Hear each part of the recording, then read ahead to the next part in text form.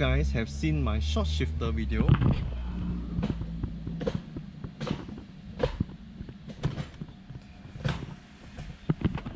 And today I'm going to go something more extreme.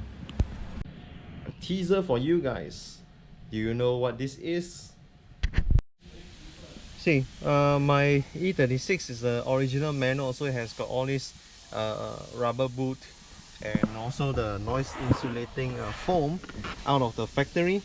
But you can see that it's not in a very good condition because these are rubber, so the moment anyone touch on it, it's gonna crack and become brittle like biscuit, you know. And all these parts, they are expensive because you have to get them original from BMW. You have to look for new old stocks. So the benefit of the shifter that we are going to change today is that it's going to replace all this rubber boot, and it's going to be a metal plate here to isolate the interior from the exterior noise. So this is going to be especially useful for those who do a manual conversion for the E36. You don't have to spend few hundred ringgit just to find all these new old stock rubber boot and foam and stuff. That's a benefit. But of course, changing to a chassis mounted shifter has got its cons as well, which we will talk about it later. Well, just because I'm installing shifter, realized that it doesn't align well. Look at the gearbox mounting. You guys see it?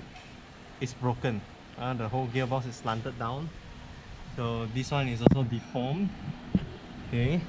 Engine mounting also. Look at the engine mounting. Do you guys see it? It's like a piece just separated from the rubber. And so this part also. But apparently because 6-cylinder, they are so stable. I think this one is also misaligned, but you can barely see it. Okay. I think 6-cylinders, they are so stable that you don't even feel vibration. Honestly, I think I'm quite sensitive to abnormal vibration or something like that of the car, but I really don't feel anything. It doesn't vibrate, doesn't make noise, but apparently all the mounting is torn. So in order to use the chassis mounted shifter, everything needs to be precisely aligned, and hence that is the cons of using chassis mounted shifter. It will amplify all kind of mounting flex or positioning problem that you may have, and everything has to be like up to spec in order to use a chassis mounted shifter. So right now when I'm using this shifter, we just test fitted.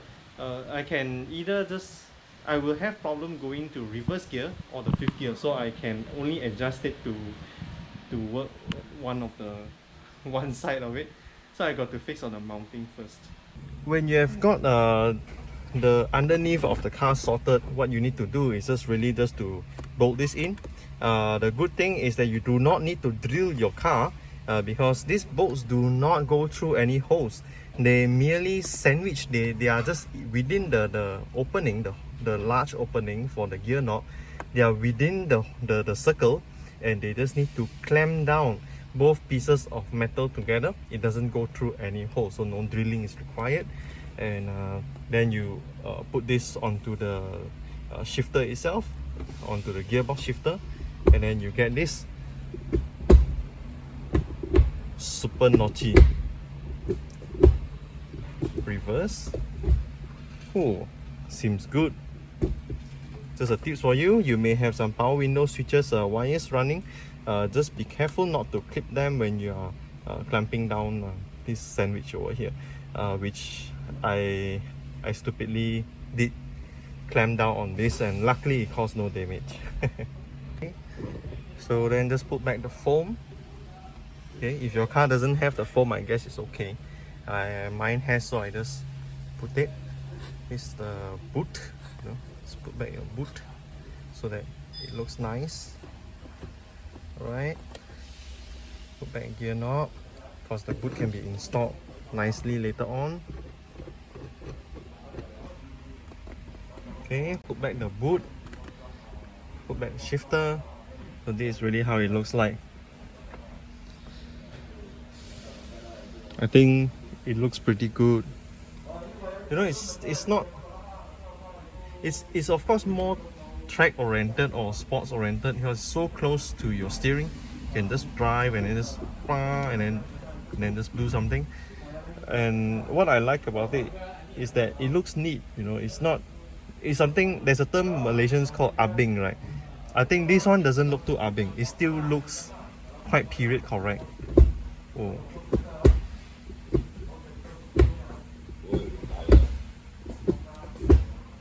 And it sounds good. Oh, nice. I love this shifter.